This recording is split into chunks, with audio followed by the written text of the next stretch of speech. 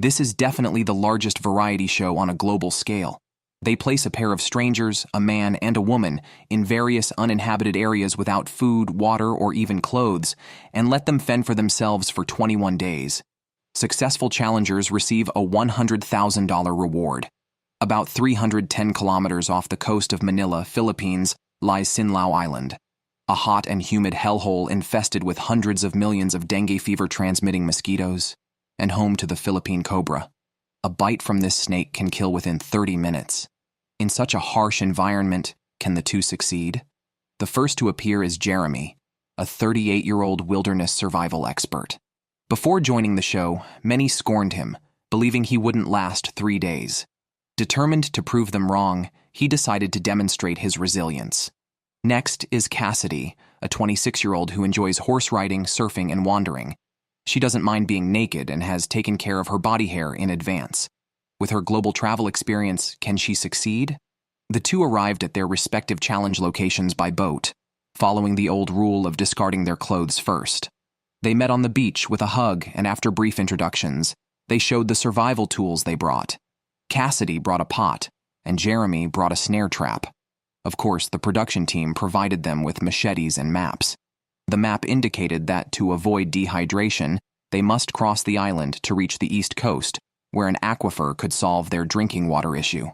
With a common goal, they immediately set off. Shortly after starting, Cassidy was bitten by fire ants. Jeremy quickly checked on her and, finding it was not serious, they continued.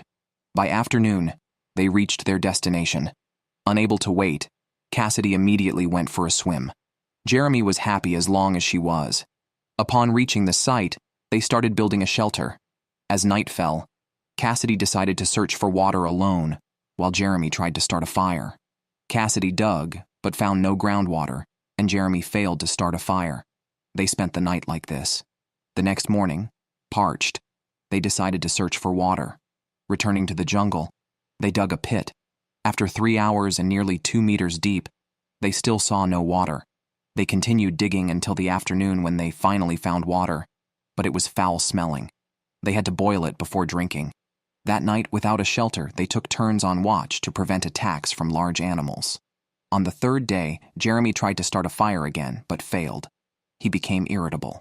Cassidy comforted him, suggesting they might have to drink urine if he couldn't start a fire. This motivated him to try again, but he failed. Their spirits hit rock bottom. However, just when Jeremy felt helpless, Cassidy somehow found some coconuts. They shared the drink. In the afternoon, Jeremy tried to start a fire again, and fortunately, he succeeded this time. They boiled the muddy water from the pit and drank it. That night, Cassidy asked Jeremy to accompany her to the toilet, where Jeremy spotted a Philippine cobra and was terrified. He quickly signaled Cassidy to run away. On the fourth day, while collecting water, they found a live rat in the pit, which they roasted and ate. In the afternoon, they began building a shelter. Skilled Cassidy wove a mattress from leaves. In the following days, they survived on coconuts and water, without any protein. By the 8th day, as they fetched water, they noticed the water level had dropped, forcing them to search for a new water source. In the afternoon, Jeremy knocked down a banana tree. He hollowed out its core and waited for water to collect inside. 2 hours later, they drank the water from the tree's core. While handling coconut shells, Cassidy jokingly suggested using one as underwear. Jeremy crafted one for her immediately. By the 9th day, they were still eating coconuts, which can cause digestive issues if consumed in excess. So, they decided to look for other food sources. Later, Cassidy found a bird egg. They were happy and embraced each other. But upon opening it, they realized it was a spoiled egg. As foreigners, they couldn't stomach it, and gave up. On the morning of the 10th day, they discovered their fire had gone out. They tried to restart it without success. By the 12th day, without fire, they couldn't boil water.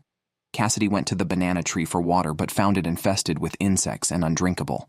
Both were extremely disheartened, and Jeremy even cried. At noon, Jeremy encouraged Cassidy not to give up, and she replied she would stay as long as he didn't give up. This motivated Jeremy, and he began trying to start a fire again, succeeding by dusk. On the 13th day, Jeremy found the pit had dried up, plunging them into despair.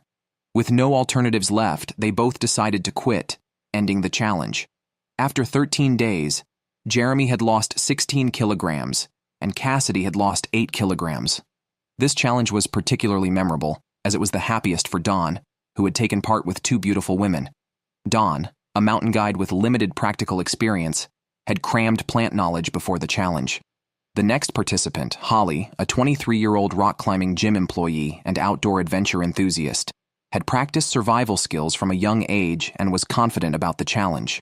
After arriving, they discarded their clothes and met in a grassy area. They were in the Primeval Strip in Namibia, the center of the animal kingdom, and one of Africa's most dangerous areas, home to many lions and troops of gibbons. Despite the substantial temperature variations and the presence of 4-ton hippos, which claim over 2,000 lives a year, this was their greatest threat. In the afternoon, they reached a small river where Dawn used a water lily stem, rumored to filter harmful substances from water. After hydrating, they headed to a large tree to spend the night. They lit a fire but didn't manage to build a shelter. Holly felt unwell in the middle of the night, ran off to vomit, and then needed the toilet. The next day, still feeling sick, Dawn suggested she eat insects to replenish electrolytes or relieve herself to feel better. Holly immediately refused to eat ants and complained about not enjoying the location. Frustrated, Dawn decided to search for food alone and soon found a marula tree with its sweet fruits.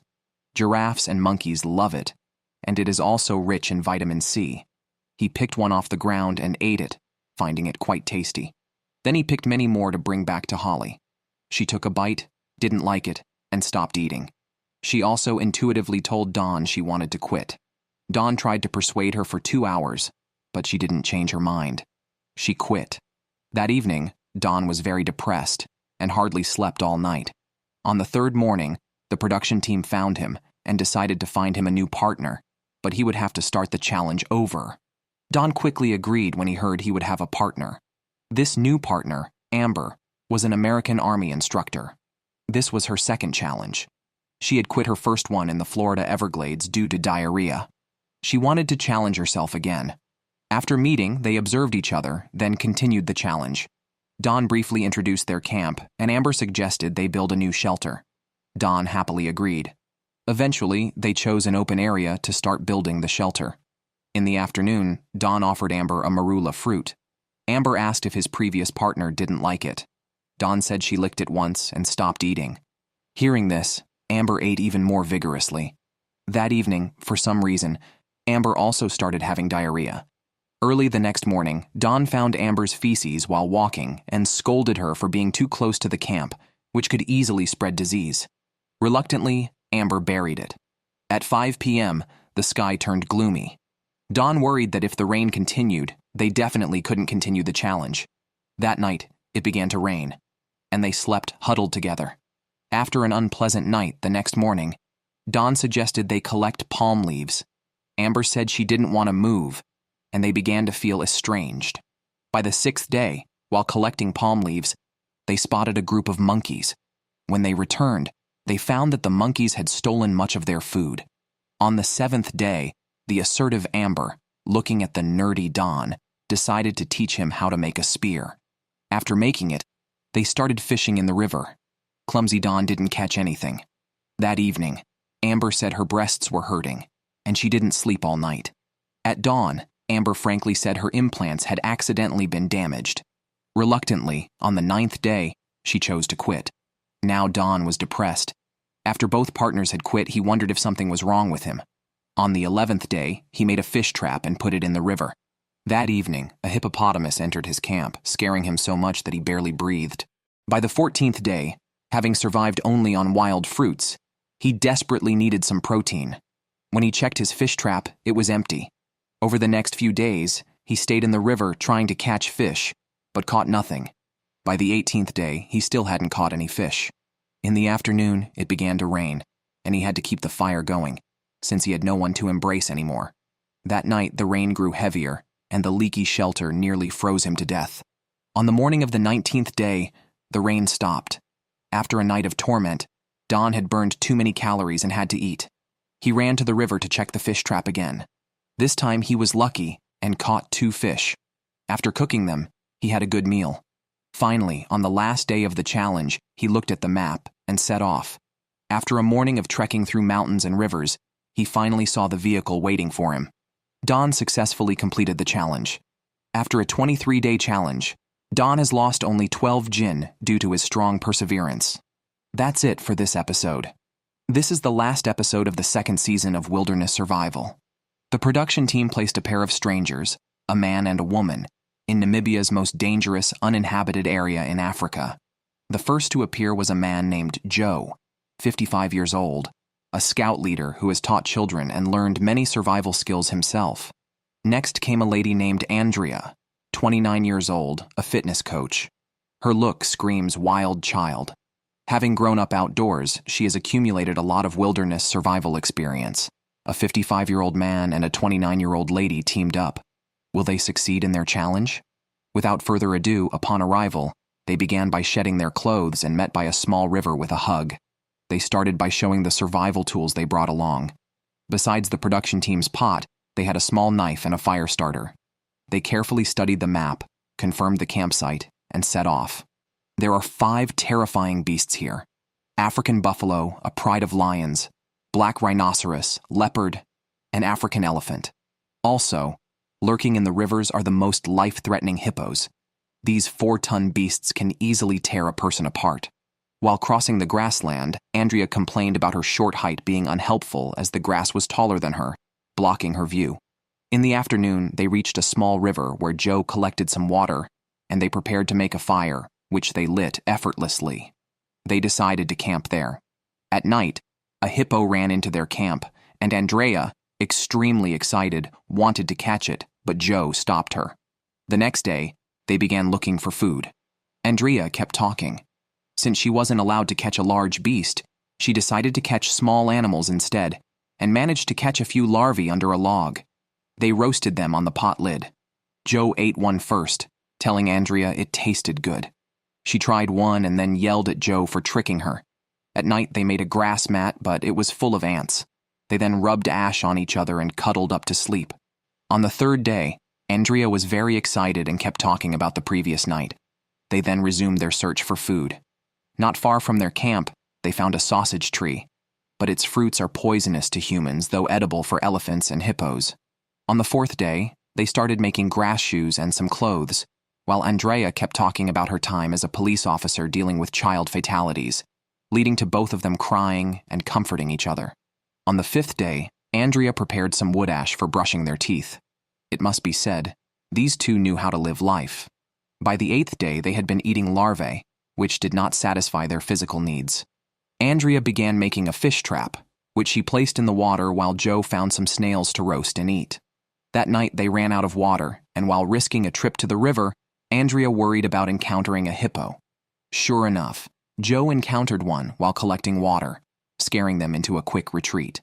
On the 9th morning, the talkative Andrea showed off their toilet and mentioned she had been constipated for 8 days, likely due to eating too little.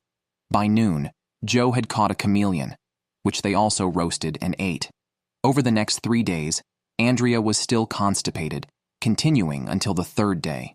I began to worry about my health as time reached day 14. Joe found another bird egg and fried it for a meal. While eating, Andrea talked to herself, hoping it would solve her constipation issue. At dusk, Andrea again showed everyone her naked body, causing her wounds to worsen. By night, Joe felt cold. He got up to adjust the fire but accidentally set the shelter on fire. They could only watch it burn completely. After it burned down, they sat around the campfire all night. On day 15, they were very disappointed looking at their charred shelter, but had no choice but to rebuild it. By day 16, they continued to survive on small things, slowly depleting their energy. Joe made a bird trap and left it with some bait. On day 17, Amber checked the fish trap and found it empty. Joe checked the bird trap but caught no birds. Several days passed, and on day 20, Joe found a bird in the trap, exciting him greatly.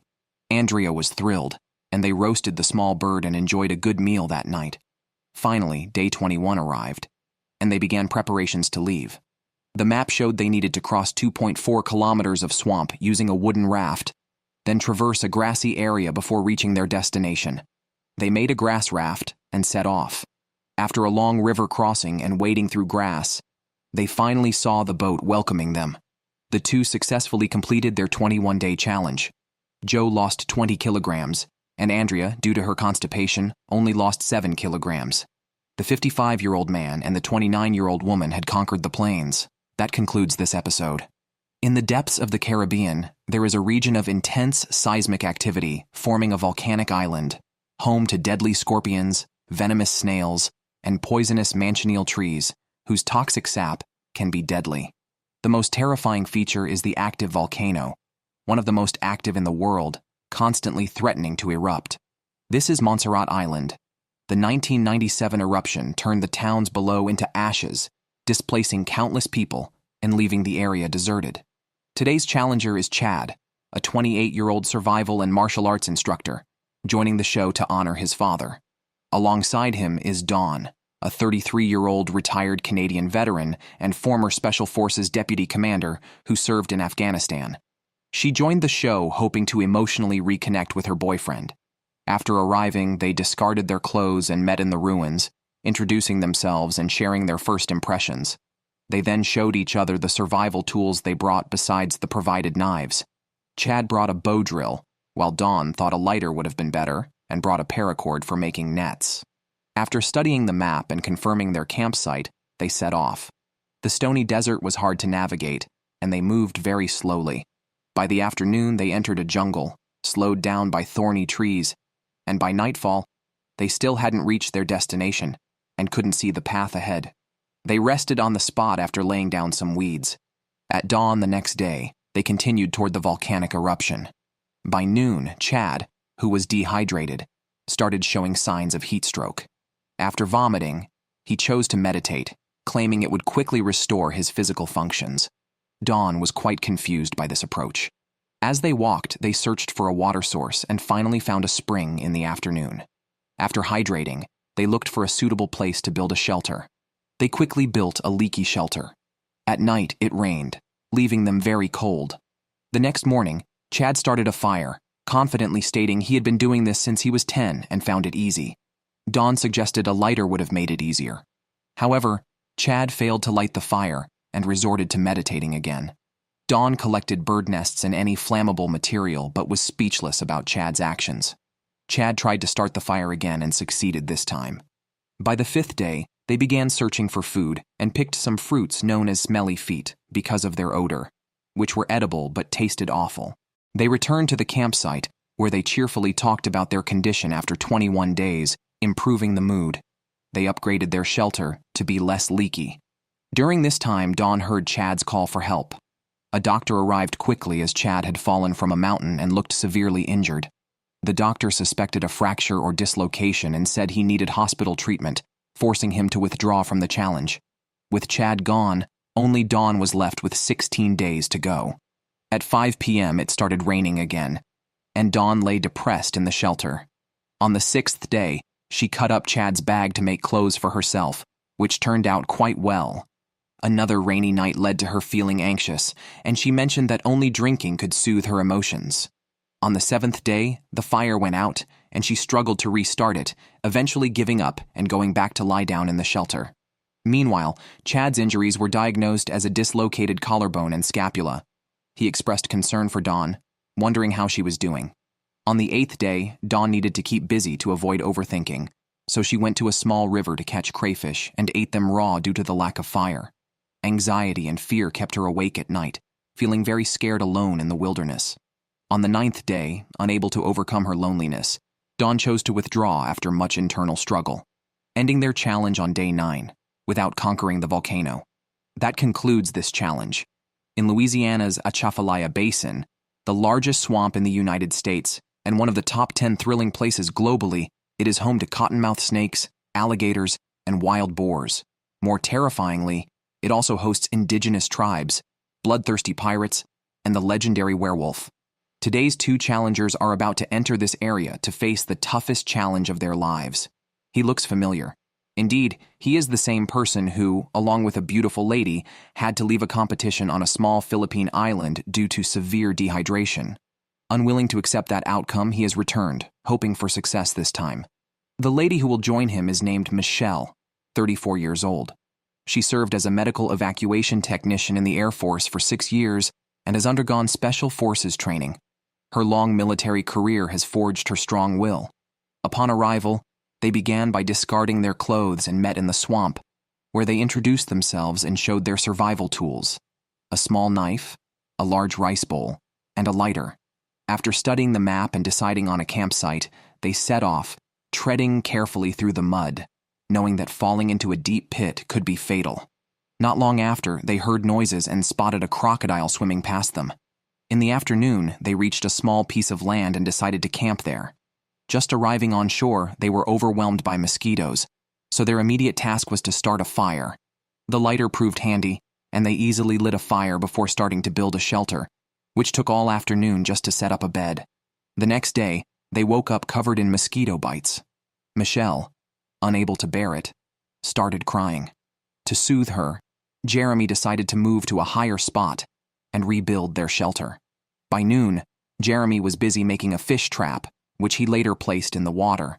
That evening, they were still tormented by mosquitoes. On the third day, as Michelle swatted mosquitoes and cried, it began to rain in the afternoon, making their campsite even more exposed to rain and mosquitoes. Michelle reached her limit and wanted to quit. Jeremy, who regretted quitting last time, insisted on not giving up this time. Unable to convince her, he hugged her tightly before Michelle withdrew. That night, Jeremy was frightened by strange noises and was too scared to make any sound. He looked around carefully, trying to identify the source. On the fourth day, while searching for food and hearing the same noises, he followed the sound but found nothing. Later, he discovered that his fish trap had been washed away. Alone and without food, his mood worsened. At midnight, the relentless mosquitoes made him extremely irritable. The fifth day was rainy again, and the frequent strange noises began to affect his resolve. In the afternoon, while Jeremy was sulking by the fire, a new partner arrived, sent by the show. Her name is Melanie, a 29-year-old retired military person who loves extreme sports. Jeremy was touched as he shared recent events with her, and Melanie, strong-willed, immediately declared that she would never leave him, calling him her husband in the jungle. This moved Jeremy deeply. On the fifth day, Melanie disliked the shelter they had, and together they began to rebuild it. Soon, their new shelter was ready. That night, besides the mosquitoes, Melanie also heard strange sounds. At 11 p.m., she told Jeremy that something was moving towards their campsite from not far away, but it was too dark to see anything. On the sixth day, they were in a swamp, treading through mud in search of food. This environment is a paradise for various poisonous snakes, so they are extremely cautious with every step they take. They actually encountered a rattlesnake. After capturing it, Jeremy warned Melanie not to touch the snake's head, explaining that even an hour after death, it could still bite. They ended up roasting and eating it. By day 8, they returned to the marshland. Jeremy wanted to fish in the middle of the river, but it was full of crocodiles. To avoid crocodile attacks, Jeremy cut down a large tree. They used the tree to reach the middle of the river. On day 9, Melanie made a fish trap and asked Jeremy to stay and watch the fire while she deployed it, joking that if she didn't return, it would mean she had fed the crocodiles. While setting the trap, she encountered a giant python blocking her path. After carefully setting the trap, even the usually strong Melanie cried from fear. On the 10th day, Jeremy went to check the fish trap, which was empty.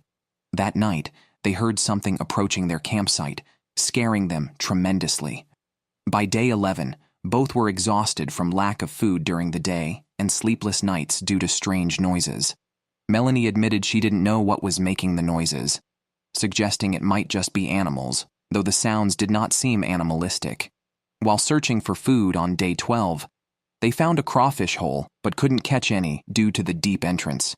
On the way to check the fish trap again, Melanie noticed some footprints that might explain the strange night noises. Still finding no fish, they devised a plan to catch the crawfish by pouring hot water into the hole, which worked successfully.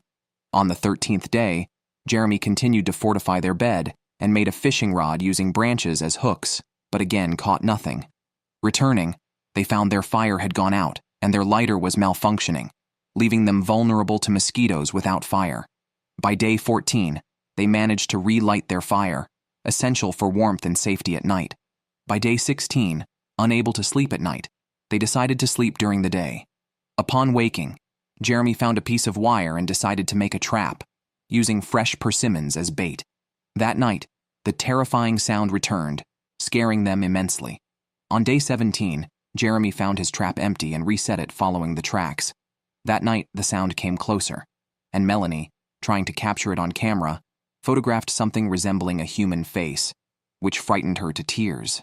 Alarmingly, her camera shut down unexpectedly despite being fully charged. By day 18, Jeremy expressed that they might be hallucinating from sleep deprivation.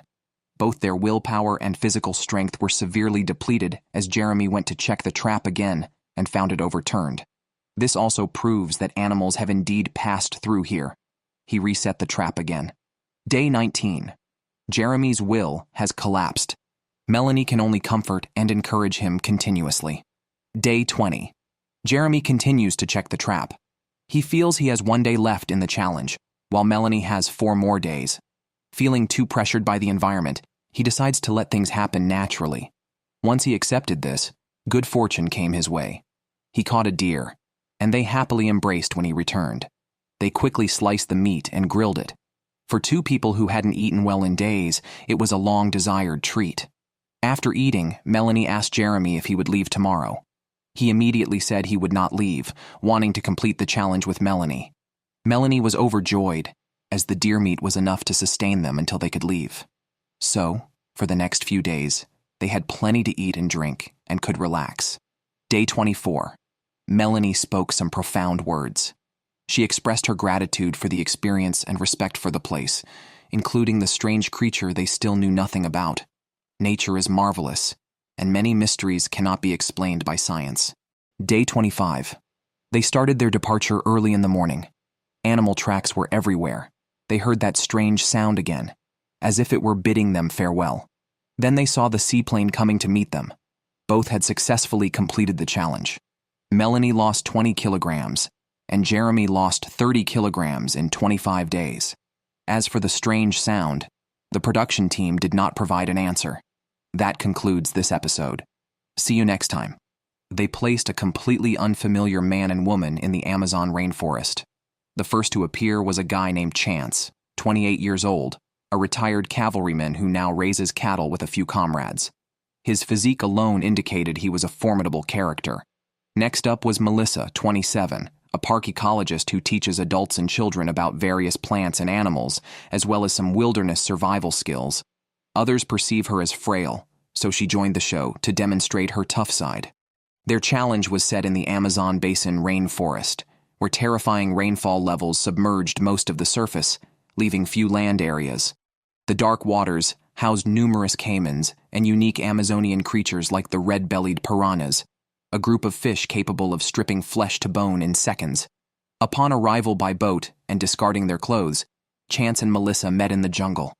Chance was stunned and shy upon seeing Melissa. When showing their tools, aside from a lighter provided by the crew, Melissa brought a spool of fishing line for later use, and Chance brought a small knife. After studying the map, they set off. On the way, Melissa kept asking questions, while Chance responded with non-committal grunts, hardly saying a word. They found a relatively flat area to start building a shelter. It was then that Chance suddenly admitted he couldn't look directly at Melissa, because she was too attractive, and he needed to focus on the task. By afternoon, it started raining, and their shelter was still incomplete, finishing only the platform. At night, mosquitoes tormented them. The next day, after a sleepless night due to mosquito attacks, they disagreed on their next steps. Melissa insisted on raising the roof first, while Chance thought it was useless and wanted to start a fire.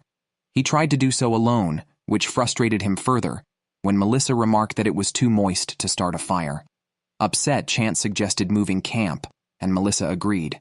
Their new spot had fewer mosquitoes, but was infested with ants, leading to another sleepless night. By the 3rd day, Chance was visibly unhappy as he wanted to make fire, but Melissa kept insisting on building the shelter. Eventually, fearing he might quit, Melissa respected his wish. She found some flammable resin on trees and started a fire, which worked well. However, Chance remained sullen. That evening, Chance inexplicably burned all the wood they collected during the day, leading to a big argument. Afterward, Melissa expressed frustration with his unpredictable mood. By the 7th day, they were mostly giving each other the silent treatment. While looking for food, Chance spotted a snake. Without hesitation, Melissa pulled the snake from a tree and killed it. This made Chance even more upset as it hurt his pride. However, after eating the snake, he apologized to Melissa, who forgave him, and their relationship began to improve. On the 9th day, Melissa realized the lighter was missing. They searched to no avail until the 11th day. They still couldn't find their lighter.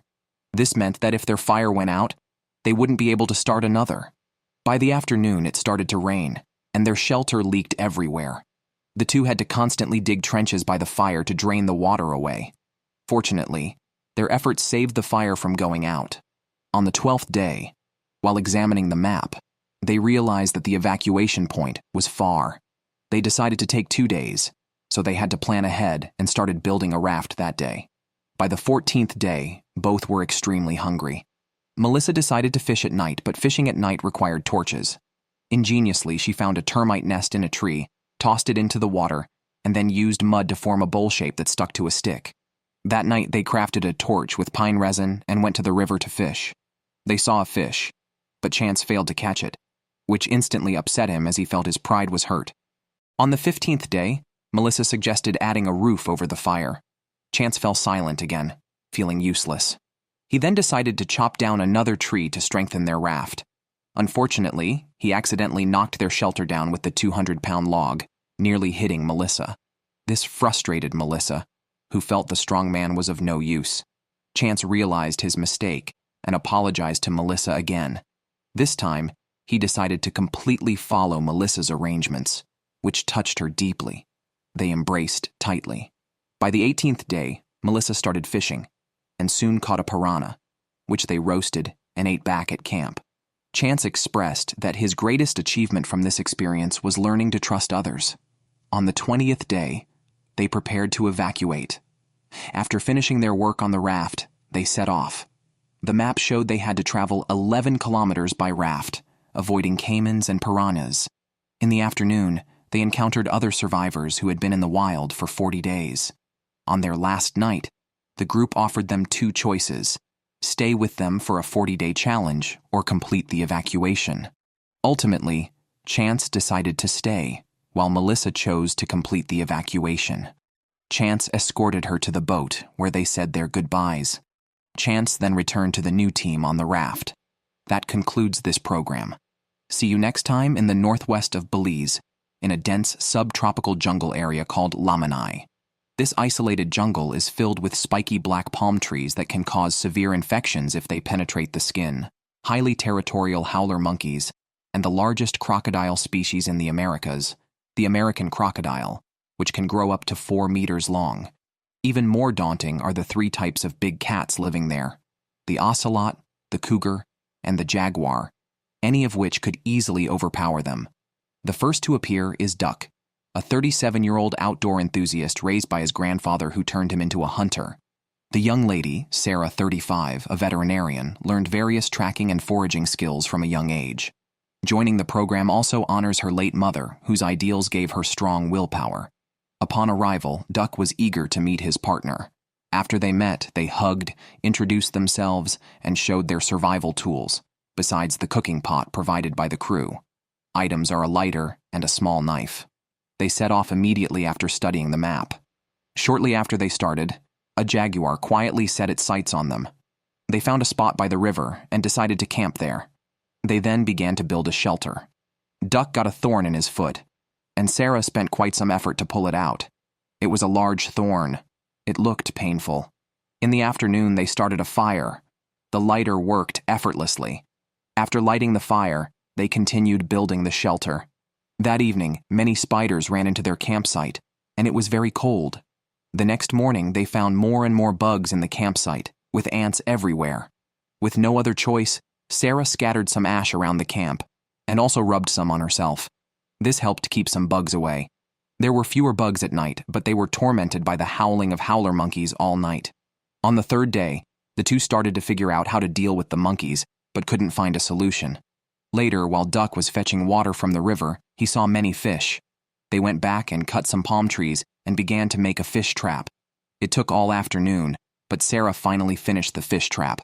Duck put some termites in it and left. On the fourth day, they checked the fish trap and caught nothing. After 3 days without food, the two were quite downhearted. At noon, they saw a fox enter the camp, but it escaped. In the following days, Duck, trying to prove he was a skilled hunter, started various attempts to catch animals, but all failed. By the 8th day, Duck also failed at fishing. Sarah felt he had been boasting from the start and was disappointed in him. Later, when Sarah went to fetch water, she saw a crocodile on the opposite side, which scared her, and she quickly ran away. Back at the camp, she told Duck about it and asked if he could catch it. Duck confidently said no problem, and then went off to think about how to catch the crocodile. To show his bravery, Duck decided to go into the water to catch it. He swung his knife in the water, then sank into the water without a sound. Soon he swam back, having failed again. On the 9th day, they were kept awake at night by monkeys and had no food. Their willpower began to wane. Sarah started to cry and Duck comforted her. On the 11th day, their physical strength reached its limit. If they couldn't find food, they would have to quit. Duck began to chop a huge palm tree, hoping to extract the palm heart after felling it. He chopped all day and finally felled it. However, after it fell, they found nothing. In the following days, he kept chopping at this tree, aiming to find the palm heart. He kept chopping until the 15th day, when he finally found the palm heart, which was enough for them to eat for several days. The 16th day was Mother's Day. Sarah missed her mother, who had died of cancer, and she cried. On the afternoon of the 18th day, Duck found a large footprint, very close to their camp. That night, Duck heard some noises. He went out to check and found a jaguar glaring at them. On the 19th day, Duck began sharpening his knife because the jaguar was constantly watching them, ready to attack at any moment. That night, too scared to sleep, they finally made it to the 21st day. They started to leave.